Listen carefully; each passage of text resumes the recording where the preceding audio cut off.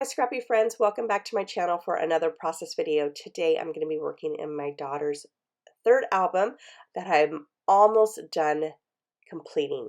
I probably have 4 or 5 layouts left, whether they be a pocket page spread or a 12 by 12 layout, but I'm almost done and I couldn't be more happy because then I can cross that off my project to-do list and start working on another one. So this one I needed to do a March 12 by 12 pocket page spread. I found while working in my kid's second album, baby album, that I really wanted to keep the at least 1 year's worth in one album versus it kind of going, over to a second one.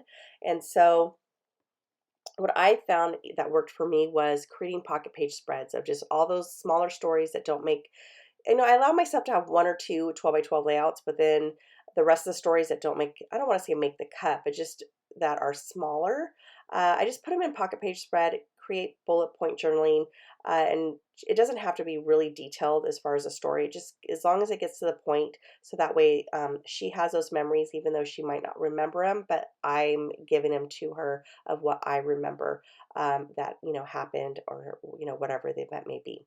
So when I was going through my stash, I was like, is there any collections that I'm almost done pretty much demolishing it, basically using it all up?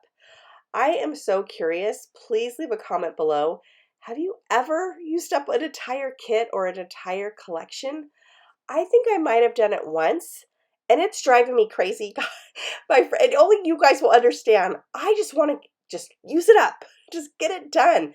And so I found that no, I don't have anything even remotely close to being used up. So I grabbed this old one by, oh gosh, I quickly saw it. Ah, let me see if it's on this one. It is Sweet Girl by Echo Park. And there was a couple of, 4 by 6 cards on there. I looked through my stash to see if I could find some 3 by 4 cards because that is one thing that I didn't have in this collection. Maybe it was on a different sheet and I've already used that up, but all I had left was a 12 by 12 of 4 by 6s. And so I went through my stash. I found some random, I want to say those are all from Ellie's Studio, maybe. But those are not gonna, none of those are actually going to work. Because I'm going to realize that right now that is, the Echo Park is on a cream base paper, and the cards that I pulled were from on white cardstock. And so it was a little too much. However, you'll see how I will actually take one white 3 by 4 card, and it's so subtle that it ends up working, and you'll see that a little bit later on. All right, so when I was going through my kit, or not the kit, the collection, I thought, all right, I don't really want to go through my stash and try to build like I normally do, different embellishments, stuff that might not be in this collection. Like really all I had was the sticker sheets and that was it. So no brads, no wood veneers, no puffy stickers, none of that kind of stuff.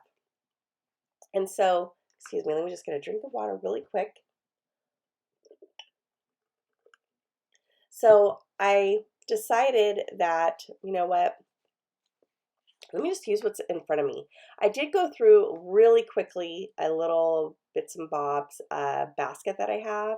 It's a little container just of random stuff, and I quickly went through there, found this, I think it's by Maggie Holmes, where it almost looks like brush strokes of paint. I found a color that I really liked. I cut that out, and then I'm just going to use that as kind of tucked underneath the photo and just kind of add a few layers. And while I went through the sticker sheet, I found the sticker that was a speech bubble that said, "Love this." I cut the speech bubble off because of where I was placing it. If the speech bubble was there, it's going to almost go as if the next photo next to it, which is basically my daughter and her friend, that they were saying love this. So I decided to cut that part off and just have it a random oval. And then when I was going through that bits and bobs uh, basket of mine, I did find this tag that said Sweet Memories. I didn't really want to use the tag, but I did want to use the piece of that was making that tag that said the Sweet Memories. That was kind of like a ribbon. And I will do that with 3 by 4 cards, 4 by 6 cards, tags, anything that I know that I have so many of, such as tags or, especially in my document kits from Studio Calico, I don't use those all the time with a 3x4 card. Sometimes I will make them into embellishments, and it just helps kind of use them up quicker because I have so many. So I wanted to put a little word on a photograph, and I really like when people do this. I know that's kind of a big trend right now, and sometimes I do and sometimes I don't. Sometimes I don't know really what to say that will make it short, but this one was perfect. It says, "Oh no." Now, when I put down the "oh," I'm going to realize, oh, wait a minute, there's no exclamation mark within that aqua color. So what I did is I go back to the tile stickers. That one did have it, an exclamation mark, and I'm just going to cut it up and make it really slim, and it actually looks really good when I do that, and I like the look of it better. So I'm actually glad that they didn't have it, so it wasn't all cohesive. It actually gave a little bit more color to that picture.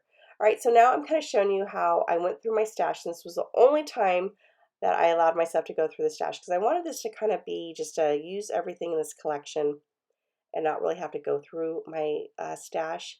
But I did need to find some more cards because, like I said earlier, the cards just that I did pick out original or the first time around really didn't work. Actually, you can still see they're still on my left-hand side. So I found some in a Studio Calico previous kit. That reddish pink matched beautifully. That was in this collection. So I ended up going for those because I want them to dominate since they match perfectly. So I have this one that says, "What is done in love is done well."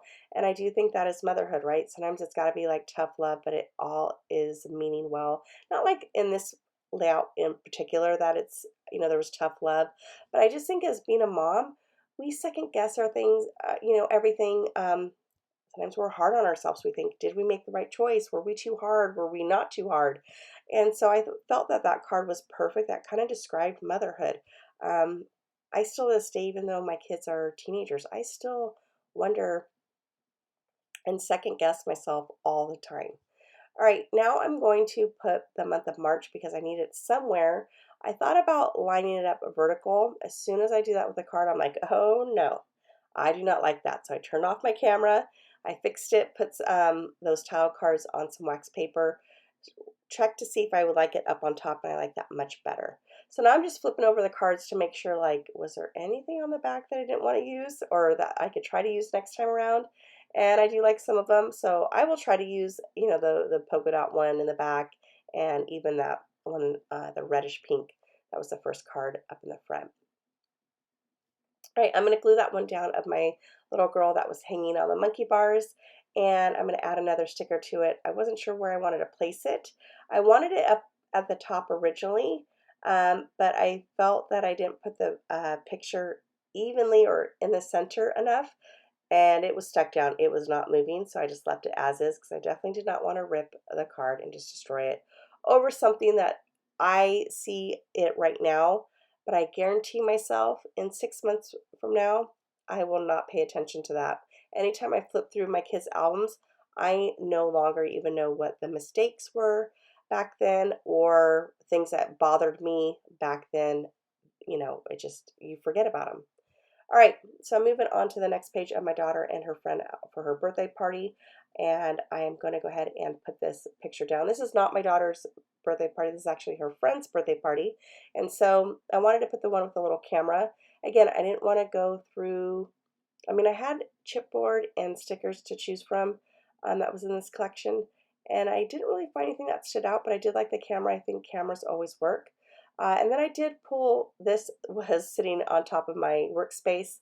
They were just random puffy heart stickers, and I thought, you know what, that's perfect. Those kind of work like enamel dots, and so I'm just going to go ahead and use them. I'm going to go ahead and sprinkle those hearts around. I'm not going to put them on every card, but I will put on at least 3 of them, so that way it gives you the visual triangle. And then I'm going to call this layout done. I will add my journaling, so you'll see that up in the close-ups. And I did forget to add that banner at the very bottom, it had faux staples, and anytime I see that on anything, I do like to create the real deal by using my Tim Holtz Tiny Detacher. attacher and just go ahead and add a couple staples to that, which is what I did. All right, everybody, I just want to thank you so much for joining me. I do hope you like this video. If you did, please give it a thumbs up. And if you are new to my channel, I do hope you consider subscribing. Also, if you wait at the end, you'll see that I will have a couple more videos if you're looking for more inspiration, and I will all talk to you soon. All right, everybody, get to scrapping, and I will talk to you later. Bye.